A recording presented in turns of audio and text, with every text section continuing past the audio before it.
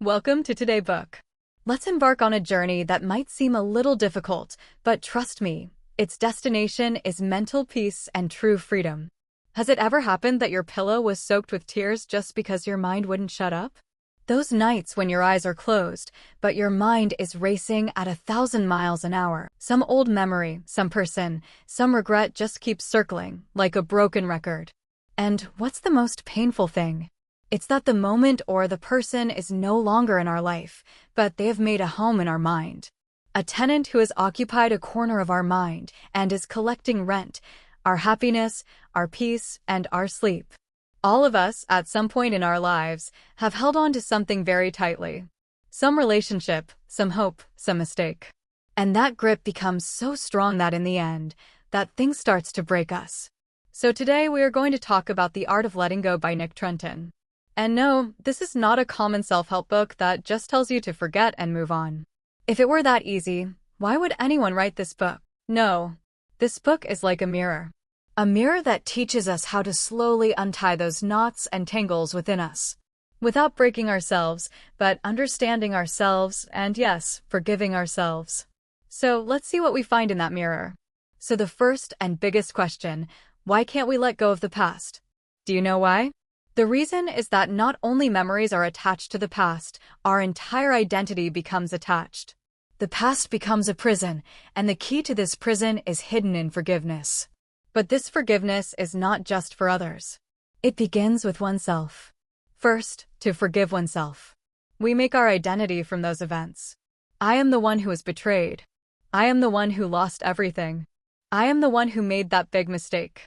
And when that happens, it doesn't just seem difficult to let go of this pain, it seems impossible. Why?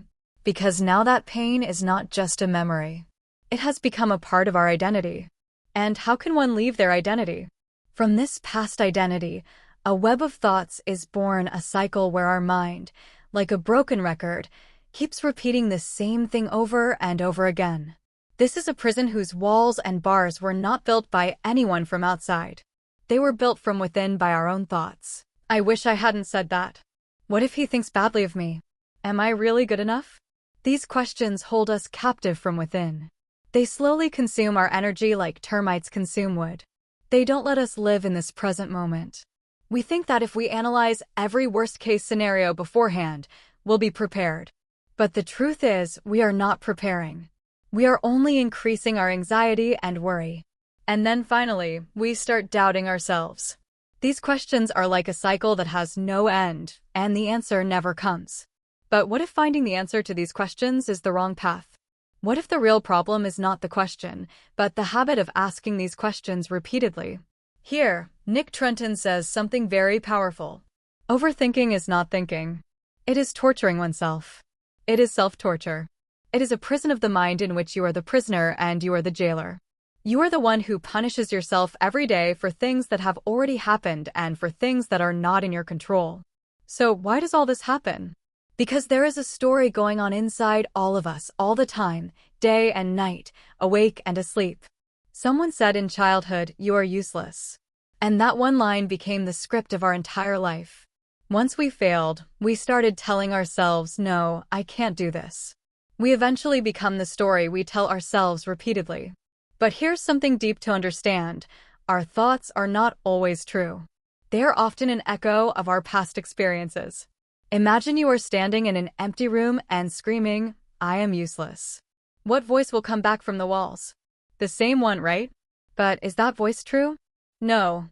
It's just an echo. Similarly, our negative thoughts are often echoes of old wounds. They're not our reality today. And this is one of Nick Trenton's most powerful messages. You are not your thoughts.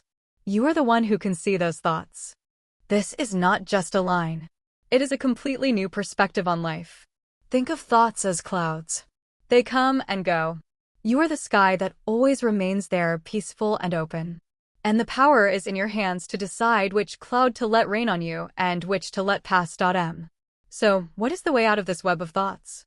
The way is to learn the art of letting go. To understand that when we stop trying to forcefully control things, people, and situations, only then do we find true peace within. We often live in an illusion of control. We think that if we change our partner or please our boss, everything will be fine. We will be safe. But this hunger for control is actually the voice of our inner fear. The opposite of control is acceptance. Accepting that some things are not in our hands and accepting them as they are, this is wisdom. Remember, control always brings stress, while acceptance leads to peace. To understand this, imagine a farmer who for years tried every possible way to control his crop. Sometimes there was too much rain, sometimes pests. Every time the crop was ruined. He worked harder and worried more. Finally, one day he got tired and looked up at the sky and said, "I have done everything I could. Now it's in your hands." He sowed the seeds and stopped worrying. And that year, he had the best crop in his history. This story is not just about a field.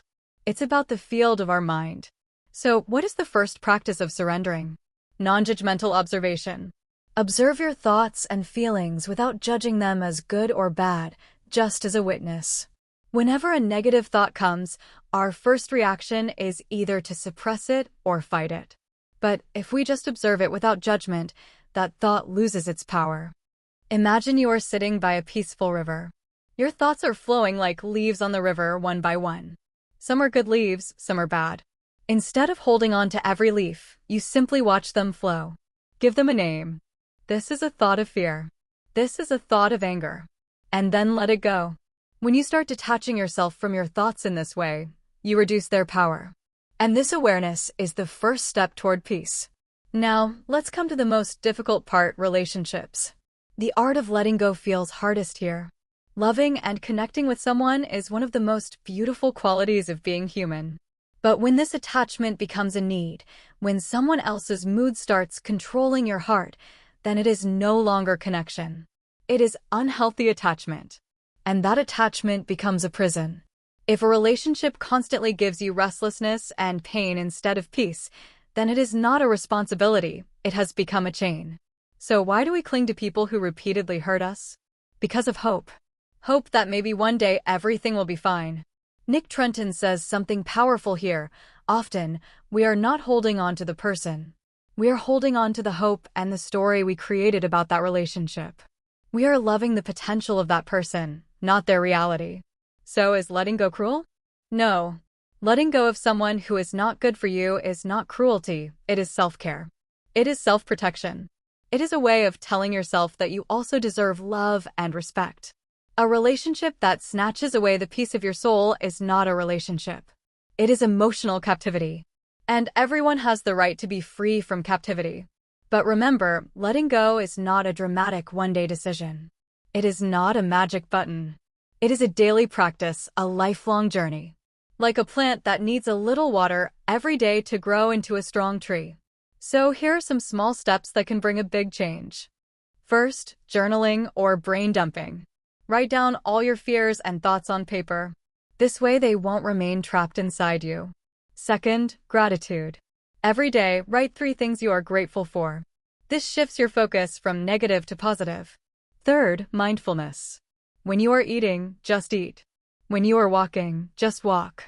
Live in the present moment. Fourth, pattern interrupt. Whenever a storm of negative thoughts comes, loudly tell yourself enough. Then get up and do some physical activity. Start walking, stretch, move your body. And finally, third-person thinking. Ask yourself, if a close friend were in this situation, what advice would I give them? This gives you a balanced and compassionate perspective. We all want to fly, but we have carried such a burden of old memories and regrets that our wings cannot open. Nick Trenton says that when you let go of something, you don't lose anything, you find yourself again. You regain the energy that was being wasted for years in the darkness of shame, regret, and overthinking. So today, let's make a promise to ourselves. A promise to lighten ourselves. To forgive and let go of the things that break us from within every day, the memories that don't let us sleep at night. Because when you throw off all this burden, what remains is you, the real you. The one who is not afraid. The one who is not stuck in the past. The one who finally lives freely. If this message touched your heart and made you think in a new way, share it with your family and friends, with everyone who wants to make their life better.